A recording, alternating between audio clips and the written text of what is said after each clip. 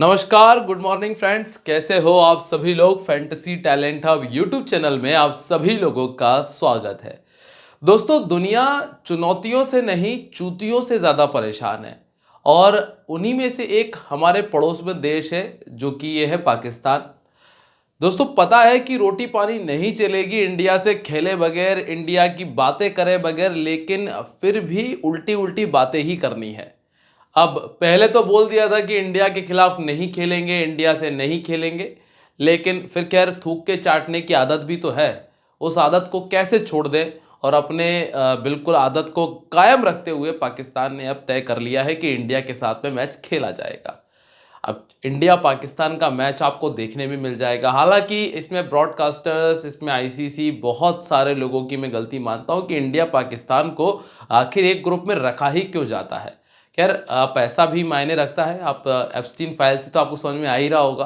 खैर, ठीक है, चलिए बात तो करना ही पड़ेगी। अगर इंडिया और पाकिस्तान आमने सामने हो गए हैं, जीतना इंडिया को है। अब जीतना कैसे है और किस स्तर से जीतना है, ये हमें देख लेना है। तो चलिए बात करते हैं इंडिया और पाकिस्तान के बीच होने वाले T20 वर्ल्ड कप के मैच नंबर 27 के बारे में। सबसे पहले शुरुआत तो हमेशा की तरह हम करेंगे वेन्यू से ही, लेकिन अगर आप लोग हमारे साथ में नहीं जुड़े हो अभी तक तो fantasy talent hub YouTube channel को सब्सक्राइब कर लीजिए। और हाँ दोस्तों, अगर इस मैच में लाइव बैठकर डिस्कस करते हुए मैच को देखना चाहते हो तो मुझे बताना। लाइव आ जाएंगे उस टाइम पे, इंस्टाग्राम पर लाइव आ जाएंगे या फिर यूट्यूब पर लाइव आ जाएंगे और साथ में बैठकर मैच को बढ़िया तरीके से देखेंगे। बता दीजिएगा मुझे कमेंट में जाकर, तो हम तय करेंगे कि अगर आप लोग चाहते हो कि हम साथ में जुड़कर मैच को देखें तो अच्छा लगेगा। लोगों के कमेंट्स भी पढ़ने मिलेंगे। खैर, हाल फिलहाल में सबसे पहले चैनल को सब्सक्राइब कर लीजिए, साथ में बेल आइकन पर प्रेस कर दीजिएगा। इससे क्या होगा, आपको बेल आइकन पर प्रेस करने से वीडियो का नोटिफिकेशन मिल जाएगा। और दोस्तों, जो फाइनल टीम है, जो आपको अपडेट्स मिलते हैं, वो टेलीग्राम पे दे दिए जाएंगे। अगर हम लाइव आकर मैच को देखेंगे सभी मिलकर बैठकर, तो आप लोग मेरे साथ में टेलीग्राम पे जुड़ जाइए, वहां पर मैं आपको बता दूंगा। जितना होगा उतना मैच तो खैर हम देखने की कोशिश करेंगे। इंडिया की बैटिंग तो कम से कम प्रयास करेंगे कि देखे ही देखे।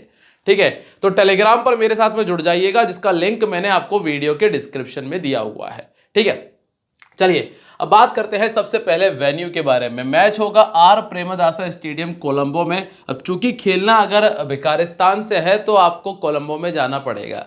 इंडिया कोलंबो जाएगी, 2 पॉइंट के लिए जाना पड़ रहा है। और इस मैदान पर ना टोटल 50 मैचेस हो चुके हैं अंतर्राष्ट्रीय, जिनमें से 28 बार हमने देखा है कि चेस करने वाली टीम ने मैच को विन किया है।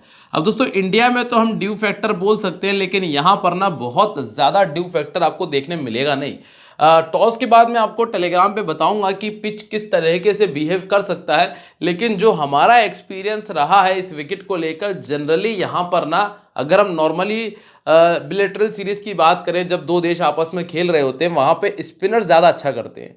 लेकिन यह एक आईसीसी इवेंट, और आईसीसी इवेंट में विकेट ना किसी पर्टिकुलर देश को देखकर नहीं बनाया जाता, यहाँ पे न्यूट्रल विकेट्स होते हैं। तो अगर हम पिछले 4 मैचेस में देखें क्या हुआ, तो पिछले 4 में से आप देखेंगे कि 2 मैच में तो ताबड़तोड़ स्पिनर्स ने ही काम किया है।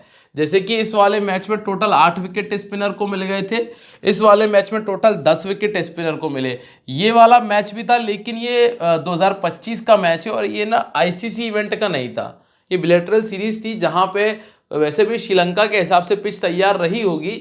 तो कुल मिलाकर आप यहाँ एक चीज समझिएगा कि स्पिनर्स अच्छा करते हैं, और जब स्पिनर अच्छा कर रहे हैं तो हम वरुण चक्रवर्ती की तरफ देख सकते हैं, अबरार अहमद जो कि पाकिस्तान की तरफ है। इसके बाद आप देखेंगे कि वहाँ आपको एक वो टूटा भी मिलता है, वो तारीख तारीख भी आपको मिलेगा। तो वो भी एक ऐसा ऑप्शन है जो कि जिनके हिसाब से आपको विकेट देखने मिल सकता है। ठीक है, अभी अगर हम चर्चा करें कि इस मैदान पर स्कोर कितना अच्छा है, क्योंकि देखो इंडिया में मैच नहीं है, तो हम 300, पौने 300 और 250 की बात नहीं करेंगे, हम करेंगे 180 190 की बात। ठीक, 180 190 देखेंगे। जैसे कि 169 यहां बना, और वो भी ऑस्ट्रेलिया से चेस नहीं हो पाया क्योंकि ये दिन का मैच था। ऑस्ट्रेलिया ने जब 182 बनाया था तो आयरलैंड क्लोज भी नहीं आया, और जब श्रीलंका ने 163 बनाया तो आयरलैंड चेस नहीं कर पाया। ठीक है, अब पिछले मैच में ब्रायन बेनेट ओपन कर रहे थे और 64 कर गए। यहाँ पे कुशल मेंडिस नंबर 3 पर बैटिंग कर रहे थे और 56 बना गए। मार्कस स्टोइनिस नंबर 6 पर बैटिंग कर रहे थे और यहाँ पे पथुम निशंका ओपन कर रहे थे। अब 4 में से जो 3 मैचेस हैं, उल्टा लिख दिया हमने, 4 में से 3 मैचेस में हमने क्या देखा है कि टॉप 3 ने स्कोर करके दे दिया। लेकिन सेकेंड इनिंग में स्थिति थोड़ी सी अलग रही, क्योंकि यहाँ पे नंबर 6, यहाँ नंबर 3, यहाँ नंबर 8 और यहाँ पे ओपनर ने स्कोर किया। तो सेकेंड इनिंग थोड़ा सा हम रिकॉर्ड के बेसिस पे काम करने का प्रयास करेंगे। और रही बात सेकेंड इनिंग के पावर प्ले की, तो आप यहाँ देखेंगे 4 विकेट थे, यहाँ पे 1 विकेट था, यहाँ पर 1 विकेट है और यहाँ पर 4 विकेट है। तो सेकेंड इनिंग में जो पावर प्ले है वो थोड़ा सा बॉलर्स के हक का हो सकता है। तो बॉलर्स के हक का आपको देखने मिल जाएगा पावर प्ले सेकेंड इनिंग के अंदर। लेकिन अगर आप पहली इनिंग की बात करोगे तो 0, यहाँ पे 1, यहाँ पे जरूर 3 थे और यहाँ पे 2 विकेट है। पहली इनिंग के अंदर जो पावर प्ले है वो बल्लेबाजों के फेवर में जाता हुआ आपको नजर आएगा। ठीक है, तो लगभग पहली इनिंग में 50 से ऊपर के रन आपको देखने मिल जाएंगे अगर इंडिया बैटिंग कर रही है तो। वैसे तो इंडिया ने बहुत गंदी गेंदबाजी की थी लास्ट मैच में, अगर आप उठाकर देखोगे 57 रन खा गए थे नामीबिया से। अब फास्ट बॉलर स्पिनर्स की बात हम ऑलरेडी कर चुके हैं। ज्यादातर विकेट जो है वो फास्ट बॉलर्स ने निकाले, सॉरी स्पिनर ने निकाले हुए हैं। तो आप स्पिनर्स की तरफ जाकर देखिएगा, वो आपके लिए एक बेटर ऑप्शन होंगे।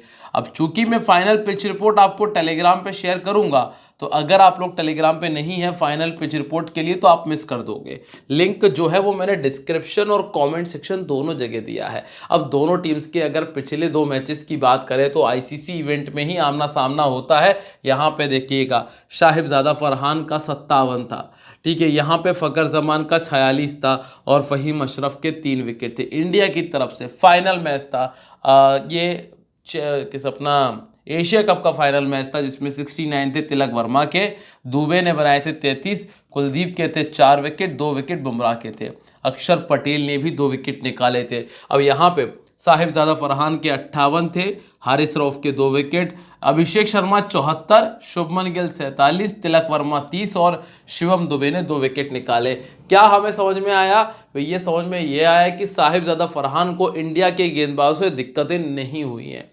ठीक है, अगला अगर हम रिकॉर्ड की बात करें, पहली चीज तो ये कि अभिषेक शर्मा पूरी तरह से फिट है और अभिषेक शर्मा अगर फिट है तो वापसी की संभावनाएं बढ़ जाएंगी। अब आप देखिए यहाँ पे संजू सैमसन के स्थान पे आपको अभिषेक शर्मा नजर आ जाएंगे। ठीक है, बाकी ईशान, तिलक, सूर्य कुमार, इसके बाद शिवम दुबे, रिंकू सिंह आपको ऐसे के ऐसे नजर आएंगे। हार्दिक पांड्या रहेंगे, अक्षर पटेल रहेंगे, अर्शदीप, वरुण चक्रवर्ती और जसप्रीत बुमराह आपको नजर आएंगे। मुझे कुछ ऐसा भी लग रहा है कि अगर टीम बैटिंग ऑप्शन बढ़ाना चाहे तो यहाँ पे क्या कर सकती है, यहाँ वॉशिंगटन सुंदर को भी मौका दिया जा सकता है, क्योंकि यहाँ पे बैटिंग ऑप्शन बढ़ जाएगा इंडिया के लिए। पाकिस्तान के सामने प्रेशर अलग होता है, बैटिंग बढ़ाने का सोच सकती है। तो ऐसे में क्या होगा, किसको बाहर किया जाएगा? देखिए 1 2 3, ठीक है, अक्षर पटेल और तिलक वर्मा, एक ही फोटो लगा दिया मैंने ना, कोई बात नहीं। तो अक्षर पटेल 4, ये 4 और इसके बाद टीम के पास एक हार्दिक पांड्या का ऑप्शन है, एक शिवम दुबे का ऑप्शन है। टीम यहाँ पे या तो अर्शदीप सिंह की जगह पे या फिर अर्शदीप सिंह की ही जगह पे अगर चेंज होगा, क्योंकि मुझे लगता नहीं कि चक्रवर्ती को तो हटाएंगे नहीं, बुमराह को हटाएंगे नहीं, और पावर प्ले में गेंदबाजी कर दी जाएगी हार्दिक पांड्या से और शिवम दुबे से। ये हो सकता है, वॉशिंगटन सुंदर को बढ़ाया जा सकता है बैटिंग के लिए। ठीक है, स्पेशली अगर टीम पहले बैटिंग कर रही है तो उस विचार सोचा जा सकता है। अब यहाँ पे देखें क्या है स्थिति, संजू सैमसन 3 में 34 इस मैदान पे, ईशान किशन 1 में 20, 1 में 50 सूर्या और 1 में 10 हार्दिक ने पहले बनाया है, और वरुण चक्रवर्ती इस मैदान पर 2 विकेट पहले भी निकाल चुके हैं। अब आप आ जाइए सबसे पहले संजू सैमसन पे। क्या है संजू सैमसन की स्थिति भाई, लास्ट मैच में 22 रन बनाए और एवरेज भी 27 का है। तो संजू सैमसन एक तरह से रिस्की पिक है, प्योर रिस्की पिक है अगर खेलते हैं तो, और ऐसा कोई विशेष मुझे लग भी नहीं रहा है कि आपको स्कोर करके देंगे। नामीबिया थी तो 22 भी खा लिए, पाकिस्तान उतनी आराम से रन खाएगी नहीं इनसे। तो संजू सैमसन बहुत अभी प्रेशर में है और स्ट्रगल कर रहे हैं, इसलिए मेरी टीम से भी बाहर रहेंगे। हाँ, अगर अभिषेक शर्मा आते तो वो कंफर्म है। ठीक है, राइट आर्म मीडियम के सामने ये 9 बार पहले भी आउट हो चुके हैं, वो भी सिर्फ 90 गेंदों के अंदर, 16 का एवरेज है। पहले बैटिंग करते हुए 2 50 और 3 शतक बनाया है, लेकिन अगर आप एवरेज की बात करेंगे तो वो बेहतर नहीं है। इसके बाद नंबर 2 पे ईशान किशन अपने चल रहे हैं गोल्डन पीरियड में। और गोल्डन पीरियड के प्लेयर को रखना पड़ेगा आपको, चाहे वो कुछ भी ना करे।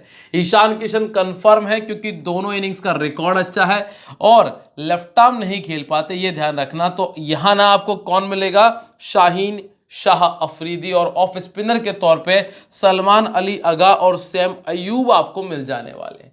नंबर 3 पे आपको मिलते हैं तिलक वर्मा। तिलक वर्मा भरोसेमंद प्लेयर है, जरूरत पड़ने पे स्कोर करके देंगे। 6 50 2 शतक है, ये आपकी टीम में बिल्कुल अच्छे प्लेयर है और तो वाइस कैप्टनसी तक आप इनको दे सकते हैं, ठीक है। तिलक वर्मा को पहले बैटिंग करते हुए भी रिकॉर्ड अच्छा है, सेकंड बैटिंग करते हुए बहुत अच्छा रिकॉर्ड है, नॉट आउट जाते हैं। नंबर 4 पर आपको मिलते हैं सूर्य कुमार, जिनका 27 का बैटिंग एवरेज है, लेकिन अभी तक पाकिस्तान के सामने परफॉर्मेंस नहीं दे पाए। 8 मैचेस में सिर्फ और सिर्फ 112 रन और 8 बार 50 से ऊपर का स्कोर है। पहले अगर आप देखेंगे तो राइट आर्म फास्ट बॉलिंग इनको ज़्यादा समस्या करती है, अब सामने वाली टीम पे अभी राइट आर्म फास्ट नहीं है। इसके बाद अगला नाम है हार्दिक पांड्या। हार्दिक पांड्या कैप्टनसी की प्राइम प्राइम प्राइम चॉइस है। कारण पता है क्या, हार्दिक पांड्या जो है ये आपको बैटिंग से भी स्कोर देंगे, प्लस 2 से 3 ओवर की गेंदबाजी दे सकते हैं। अगर ऐसा हुआ कि टीम ने एक बॉलर कम कर दिया तो हार्दिक पांड्या के ओवर भी 4 आएंगे, ये भी ध्यान रखिएगा, ठीक है। इनके पास 34 तो विकेट है और एवरेज भी 35 का है। तो कैप्टनसी के लिए सबसे ज्यादा प्राइम चॉइस अगर कोई है तो वो है हार्दिक पांड्या। इसके बाद शिवम दुबे है। शिवम दुबे को गेंदबाजी मिलेगी और बल्लेबाजी भी लगभग आ ही जाएगी। शिवम दुबे को रख सकते हो, लेकिन कहाँ, सिर्फ और सिर्फ ग्रैंड लीग वाली टीम के अंदर। स्मॉल लीग में आप उतना ज़्यादा रिस्क नहीं ले पाएंगे, इसलिए ग्रैंड लीग वाली टीम में रखेंगे और 2 ओवर की गेंदबाजी आप इनकी तरफ से देख पाएंगे। इसके बाद अगला जो नाम आपको मिलता है वो रिंकू सिंह का है। रिंकू सिंह के बल्ले पर गेंद चढ़ नहीं रही है, हाँ, लेकिन जब चढ़ेगी तब एक तरफा भी मारेंगे, पर अभी हाल फिलहाल में जब तक स्कोर नहीं आता है रोक के रखिए। फिर आप देखेंगे अक्षर पटेल की तरफ। टीम के पास में बैटिंग लाइनअप मजबूत हो जाने की वजह से इनका बैटिंग डाउन नीचे आ गया है, और जब नीचे आया तो अब हमें डिपेंड रहना पड़ेगा सिर्फ और सिर्फ बॉलिंग के ऊपर, इसीलिए अक्षर पटेल मेरे लिए प्राइम चॉइस नहीं है। 35 में 45 विकेट इनके पास हैं। पहले बॉलिंग करते हुए रिकॉर्ड अच्छा है, सेकंड बॉलिंग करते हुए भी रिकॉर्ड ठीक है। इसके बाद अर्शदीप सिंह एक अच्छा ऑप्शन है। 35 में 62 विकेट है, दोनों इनिंग का रिकॉर्ड तगड़ा है, पाकिस्तान के सामने रिकॉर्ड अच्छा है। और इसके बाद आते हैं वरुण चक्रवर्ती। वरुण चक्रवर्ती ने पाकिस्तान को परेशान नहीं किया है, ये ध्यान रखिएगा, क्योंकि 4 मैचेस में सिर्फ 3 विकेट अभी तक दिए हैं। मतलब ये वरुण चक्रवर्ती की तो पूरी तैयारी से आपको आते हुए नजर आएंगे। अब पहले बॉलिंग करते हुए 24 विकेट्स हैं, सेकंड बॉलिंग करते हुए उतने बेहतर रिकॉर्ड के साथ में ही आपको फिर नजर आएंगे। वरुण चक्रवर्ती प्राइम ऑप्शन है अगर टीम में है तो, चाहे वो विकेट ना निकालें। ऐसा ही कुछ बुमराह के साथ भी होता है। 7 इनिंग में 9 विकेट पाकिस्तान के सामने और 24 में ना 34 विकेट इन्होंने अभी तक निकाले हुए हैं। इसके बाद अगला नाम अभिषेक शर्मा का है। इनका स्क्रीनशॉट ले लीजिए। अगर खेलेंगे तो फिर ये रिकॉर्ड मायने नहीं रखेंगे, फिर मायने रखेगा इनका प्रीमियम फास्ट बॉलर वर्सेस आपको नजर आएंगे हमारे अभिषेक शर्मा जी, ठीक है। अब सबसे पहले इनकी तरफ से फरहान, अयूब, सलमान, बाबर, उस्मान और शादाब आपको मिलते हैं। बैटिंग में इनके पास मोहसिन और फहीम भी हैं। बाकी फिर 3 गेंदबाज इनके पास मौजूद हैं जो कि रेगुलर बॉलर हैं। इस मैदान पर इनका मैचेस अभी हुआ नहीं है, मैच खेला नहीं है, इसलिए रिकॉर्ड भी अवेलेबल नहीं है। हालांकि वेन्यू रिकॉर्ड से उतना कुछ खास फर्क पड़ेगा नहीं, ध्यान रखिएगा। अब हम आते हैं सीधा और सीधा शाहिबजादा फरहान। ये इस टीम का 6 हिटर बल्लेबाज है, लगातार 6 मारने की क्षमता रखता है। पिछले 3 मैचेस में 2 बार 50 इंडिया के सामने कर चुके हैं और लास्ट मैच में भी इनके बैट से 50 आया था। 31 का बैटिंग एवरेज है, 9 बार 50 से ऊपर का स्कोर ये कर चुके हैं। फिर आप आएंगे नंबर 2 पे, जहां आपको मिलते हैं सैम अयूब, जो कि थोड़ी बहुत बल्लेबाजी और थोड़ी बहुत गेंदबाजी आपको दे गए हैं, क्योंकि 29 में 26 तो विकेट हैं और 22 का इनका बैटिंग एवरेज। एक समय ऐसा भी था जब सैम अयूब सीधे कैप्टनसी की चॉइस हुआ करते थे, लेकिन हाल फिलहाल में ना सैम अयूब टीम में है, वही बहुत बड़ी बात है। इसके बाद अगला जो नाम आपको मिलता है वो सलमान अली अगा का है, जो मेरे लिए बिल्कुल भी भरोसेमंद प्लेयर नहीं है। चाहे यहाँ 50-50 होते तो भी मैं इनको टीम में जगह नहीं देता, क्योंकि ये बहुत रिस्की पिक हैं। इसके बाद 3 विकेट हैं। चूंकि गेंदबाजी रेगुलर नहीं करते हैं तो यहाँ आपको दिमाग नहीं लगाना, और तो और इनको लेफ्ट आर्म परेशान करता है, मतलब अर्शदीप सिंह इनके लिए घातक हो सकते हैं। इसके बाद आते हैं बाबर आजम। बाबर आजम के आप स्ट्राइक रेट से अंदाजा लगाएं। अब ये खुद से ही गलती करेंगे तो ही विकेट देंगे, नहीं तो सिंगल दुक्की में कौन आउट होता है। आप मुझे बताओ, अगर आप लोग क्रिकेट खेल रहे हो तो आपको पता होगा सिंगल दुक्की लेने में कोई आउट नहीं होता, तो सिंगल दुक्की अगर करेंगे तो विकेट नहीं आएगा, ड्रीम टीम में चले जाएंगे। इसीलिए पहले बैटिंग करते हुए रख लीजिएगा। सेकंड बैटिंग करते हुए थोड़ा सा टारगेट का प्रेशर रहेगा, इसीलिए मैं सेकंड बैटिंग में इन पे दिमाग नहीं लगाऊंगा। इसके बाद उस्मान खान अभी तक उतना कुछ खास किया नहीं, एवरेज 17 का है। हालांकि ये ठीक प्लेयर है, उस्मान खान ठीक प्लेयर है, इनको ऑर्थोडॉक्स और लेग स्पिन ने थोड़ा परेशान किया है। और इसके बाद जो अगला नाम आएगा वो है शादाब खान। शादाब के पास एक अच्छी चीज़ ये है कि इनको बैटिंग करना आती है, बैटिंग भी करते हैं, 15-20 रन बनाते भी हैं, प्लस 3 विकेट भी, मतलब 3 ओवर की गेंदबाजी भी करके दे जाते हैं। हाँ, लास्ट मैच में इनके विकेट भी थे और 23 मैचेस में 16 विकेट खाते में है, 18 का इनका बैटिंग एवरेज है, 2 विकेट ये पिछले मैच में निकाल चुके हैं। ठीक, अगला जो नाम आपको मिलता है वो है मोहम्मद नवाज का। मोहम्मद नवाज लगभग 1 विकेट आराम से किसी भी स्थिति में, 34 में 50 विकेट है, इंडिया के सामने 6 हैं। इनको देख के आपको कई बार वो फाइनल मैच याद आता, और वो फाइनल था इंडिया के लिए तो फाइनल जैसा ही था, क्योंकि वहाँ बहुत क्लोज चला गया था वो मैच यार। ठीक है, इसके बाद है फ़हीम अशरफ। फ़हीम अशरफ ने एक मैच जिताया है, पर अभी आपको टीम में रखने की आवश्यकता नहीं है। और रही बात शाहिन शाह अफरीदी की, तो ये प्राइम बॉलर को भी मैं छोड़ के ही जाना पसंद करूंगा, क्योंकि मेरा प्रीमियम बॉलर की जगह थोड़े से ये अनप्रीमियम बॉलर जो कि अनबंड गेंदबाजी किए जा रहे हैं, इनकी तरफ जाने का विचार है। उसी में एक नाम है उस्मान तारिक का, जो कि सिर्फ 4 मैचेस में 11 विकेट निकाल चुके हैं। और अबरार अहमद, ये भी इंडिया के सामने थोड़ा ज़्यादा फुदकते हैं, और 35 में 49 विकेट इनके खाते में भी शामिल हैं। अब कैप्टन वाइस कैप्टनसी में तो आपको इंडिया की तरफ ही रहना है। अगर शर्मा जी खेलेंगे तो शर्मा जी, वरुण है, शाहिबजादा फरहान है, हार्दिक पांड्या, अर्शदीप और सूर्य कुमार यादव की तरफ आपको देखा जा सकता है। चलिए अब ज़रा टीम कॉम्बिनेशन की बात कर ली जाए। देखो, ईशान किशन से कोई हमारा वो नहीं करेंगे हम, बिल्कुल भी कॉम्प्रोमाइज़। इसके बाद सूर्य कुमार यादव से कोई कॉम्प्रोमाइज़ नहीं है, तिलक वर्मा भी है, अभिषेक शर्मा भी हैं, हार्दिक हैं, वरुण है और अर्शदीप है। अब कॉम्प्रोमाइज़ हमने अगर किया है तो वो बुमराह के साथ किया है, क्योंकि उनका बॉलिंग जहां दी जा रही है ना, वह विकेट की संभावनाएं बहुत कम हो जाती हैं। इसके बाद शादाब, सैम, उस्मान और साहिबजादा फरहान टीम में जगह बना रहे हैं। अगर आपको कोई भी फेरबदल करना है, कोई चेंजेस हैं, तो आप मुझे कमेंट, आप मेरे साथ टेलीग्राम पे जुड़े, कोई भी बदलाव हो टेलीग्राम पे बताऊंगा। अगर कोई दिक्कत है तो मुझे कमेंट में बताएं। मिलेंगे आप लोगों से अपनी अगली वीडियो में, तब तक के लिए दोस्तों बाय, जय हिंद, जय महाकाल।